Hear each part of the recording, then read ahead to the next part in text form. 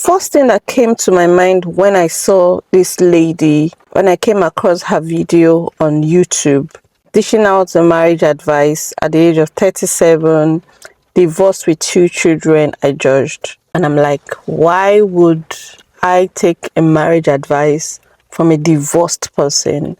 Why would I take a marriage advice from a divorcee at that age? And with 2 children, why would he be the one to give me a healthy marriage advice? So I judged before I listened.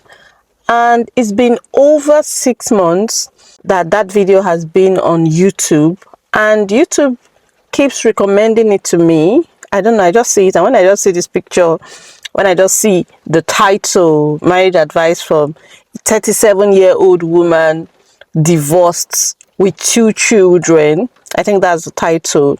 Mainly I just see it, just puts me off. And I just discovered today again, the video popped up. Inspiration, in the inspiration tab, I saw it that this video popped up, and I'm like, let me even listen to whatever. I was just ready, because I'm very careful about what I listen to, what I watch. It's better I don't even try than I watch it and I'm regretting I wasted that time and digested such an information. But today I was ready. I said, okay, let me, for YouTube to be suggesting this video to me, let me watch it. I'm not going to play the video. There's a long video, but I'll put the link on my description. Meanwhile, let me welcome you. Thank you for clicking on this video. If this is your first time, my name is Mabel, and I share my experiences here on marriage, and I bring other couples also to share their experiences, real life experiences on marriage, on family and relationships. And if you're a returning subscriber, thank you. If it's your first time, consider subscribing. Trust me, there's good stuff in here and you won't regret subscribing. Let's get on with my gist for today. I saw this video about this 37-year-old divorced woman with 2 children. I'm sorry I'm labeling, but I'm just trying to tell you exactly. I'm getting to a point, and that's why I'm just hinging on these labels I gave it. Sincerely, I just judged and I didn't open the video. Everything was just in there. It wasn't a clickbait or anything. When I watched the video, I discovered it was all what was stated on the title. She's 37. She's divorced. She was married for about 6 years. Divorced some years ago. She was the other one. When she got divorced, she ran crazy. She had to go to a mental asylum. And now she's good, and she was just talking about the experience and giving marriage advice. At the first sight, I just felt someone is just going to come and trauma dump on their audience, and I wasn't ready for that. But like I said, today I was ready to watch that video, and I had a different, well, what I got was different from the expectation. It was different. I saw someone who poured out their hearts, someone who said the truth. Even though the viewers, commenters, people will always talk. The truth is that if you're winning in your marriage, if you're making your marriage work and you give marriage advice, people will say, oh, it's because your marriage is working and that's why you're advising. Now here is someone who it didn't work out for, and the person is also advising based on what she's gone through, based on her experience, and people were still saying, you cannot talk about marriage because it didn't work out for you. So you can't really please people, but you just have to say it. But what grabbed me was that she was still saying the things she still said about marriage were things that are real. They are still the truths about marriage. She was real with her experience. Apparently she's gone over the effect of the divorce now, and she was talking calmly and as cheerful as possible, and these are real issues. These are real issues, and it just blew my mind to see that, oh, it's not these things we share about marriage, these things that spoken about marriage from coaches, from marriage counselors, from people that are working on this, is not different from what people who have been through it have experienced. So it's not different on the other side. It's just that some people don't consider this at the right time. Let me tell you, some people don't think about this or take these things really serious, either before they get married or when they are married. And I just loved this lady because she was real. She was real. She said things, she didn't think about it. She poured out her heart. Like I said, I'll give the link in the discussion, but I'll just give a summary of those points she raised that I gained from, just even as a married person. It was hitting on me. It was like, yes, that is it. Yes, that is it. Yes, regretful now it didn't work out, but that's her experience. It's always better to learn from other people's experience, right?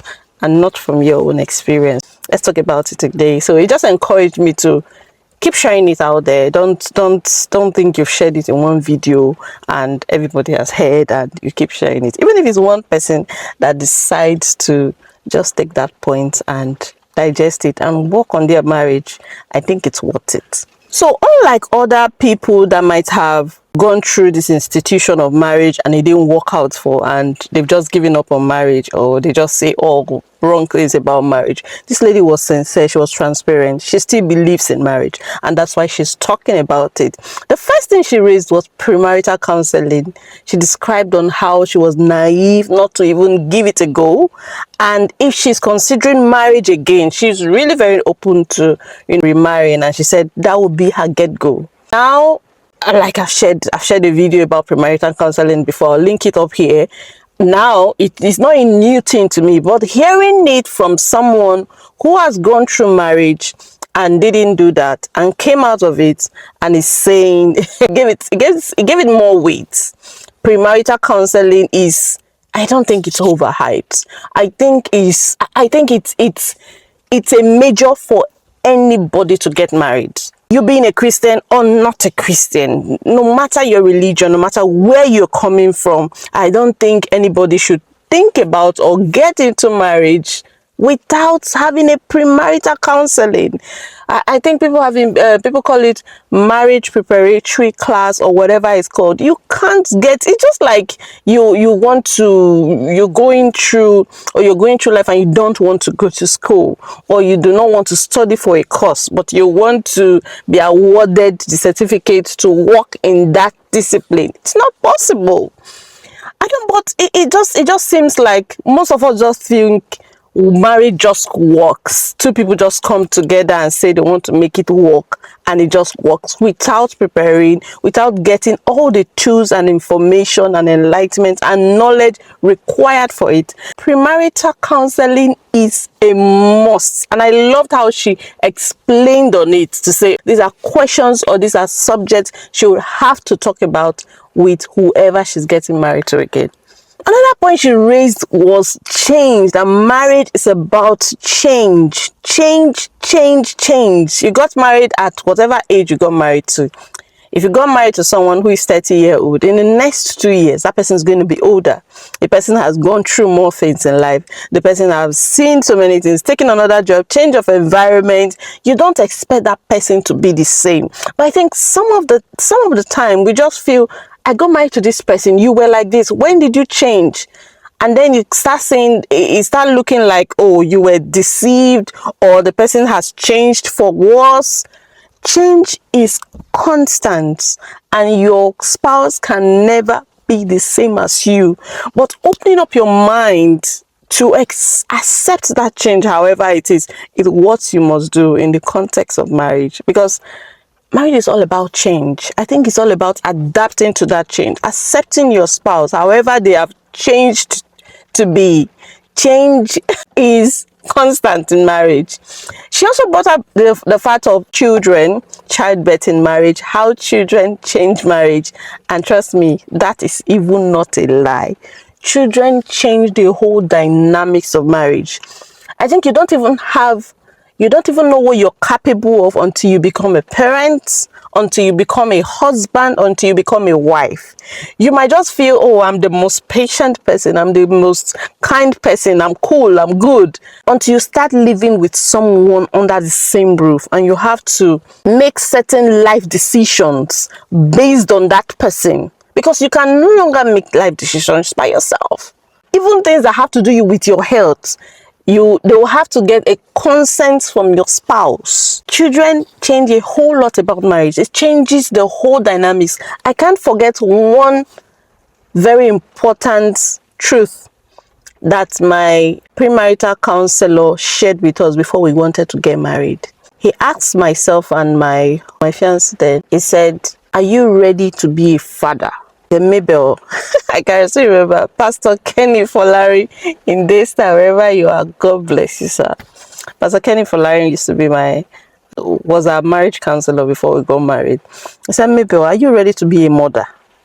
And I said, the first time I said, no, I want to get married, because myself and my husband, we courted for 5 years before we got married, and we were very distant. We were not it was a long distance relationship. The idea was that when we get into marriage, for the first 1-2 years, we're looking at 2 years, no kids. It would just be us.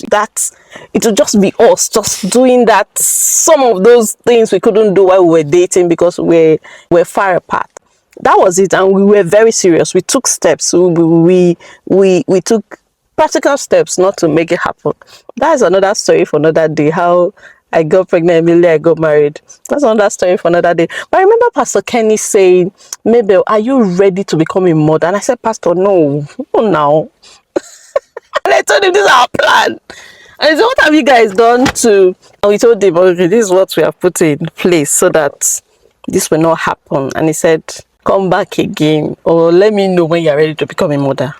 And by the time he was done, we were made to understand that once you say "I do," it's like saying, "Yes, I am ready to get married." Once you start sleeping with a man as your husband, sleeping with a wife as a wife, what am I saying? Sleeping with a man as a husband, or sleeping with a woman as your wife, you are saying, "I am ready to become a father. I'm ready to take on the roles and responsibilities of a father, of a parent." And what he said, whatever you have put in place, whether you've done contraception or anything, whatever you've put anything in place so that you don't get pregnant or nothing happens, the best thing you can do for yourself is knowing that you have signed the deed to become a father or a mother. And that saved me, because I still remember, till now I still remember, he said, immediately you start living as a husband and wife, that is to say that you're ready to become a parent. And I think that was planted somewhere, because when it happened, it saved us a lot of a lot of headache. It just put in that day. It's just like saying you're ready to take on the responsibility of a parent.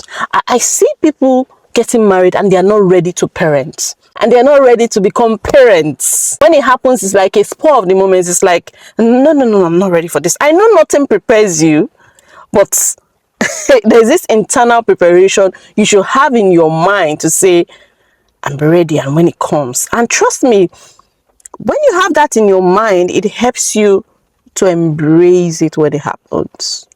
She went on and on saying, how children change the dynamics of marriage. It can either make your love or your marriage sweeter, or it can make your marriage worse. And how she's a very ambitious woman. She was so ambitious. She transferred that ambition from her career and everything into her children. And I think that was one of the things she missed out by. I think the children took the place of the intimacy in the marriage, and it's rampant today. It happens unless you intentionally say, "Yes, I am married, I am with children, my spouse comes first." It is not selfish to do that. It is not uncourteous to do that, because you started this family with your spouse. Remember, the kids just came along because you had a husband in the first place. The kids came along because there was someone there. The family started from your spouse. Even when the kids come along, recognizing and remembering and intentionally knowing that this deal you have first is with your spouse, and the children are offspring of that marriage. It helps you never to put the place of intimacy in your marriage on your children, because parenting bets from how beautiful or how ugly your marriage is. Parenting is easier when you're working on your marriage and when you're married, when you're carrying it up with your spouse as a team. That dynamics, it hits me on how children just come along and change the whole perspective of marriage and change the whole game, and it shakes marriage to the very core, to the foundation. If that foundation or that bond you have with your spouse is not strong enough, trust me, when children comes, it gets tougher. It gets tougher. The video went on to say how she knew these things, but she wasn't listening. You're someone watching this video, I'm sure you watch other videos, seminars, you follow every other thing, you are quite passionate, or you like caring things about marriage, but it's one thing to listen, it's one thing to really listen and grab the ideas. And I think the concept of marriage is something that when you get into it, you don't just stop learning. You keep learning, you keep developing yourself in it, you keep hearing things that will encourage you, because it's a lifelong journey. It's a lifelong, I don't want to call it a battle, but it's a lifelong responsibility. It's a commitment that you can't say the knowledge I got before I got married is okay for me, or marriage our parents did were okay. The times have changed. Sometimes we want the results of what our parents got back then, depending on how easy it was for your parents, but we don't want to balance it because the times are not the same. If you were okay with how your parents did things back then, are you okay with are you still okay with how they got on, with how the conditions were back then? It can't work. The measures back then, some of them can't work because times have changed, especially when it has to do with submission, when it has to be respectful to your spouse. You just have to bring it back to base, bring it to your reality now and see what is working.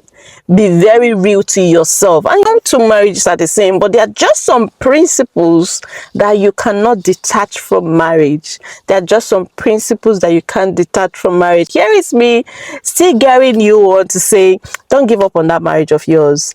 If you're single, don't give up on learning, on upholding those values, on upholding those principles. Principles don't change. People change, but principles don't change. Don't give it up. Don't think your principles are just too high and you want to settle for less. I think it's even better you're on your own than settling for less, and later you are stuck with that wrong decision you have made. Or are you married and you're finding it tough? Keep working on it. Speak to someone, get help. If you've watched my videos before now, I'll tell you, always be smart to know when to get help. It's not every problem you can solve on your own. Be smart to know when to go get help. Get that help, make that marriage work, and I will see you in this next video. If you've been watching this video till this very time I'm saying this, that means you're passionate about your marriage, and I'm sure this next video will bless you. I'll see you over there.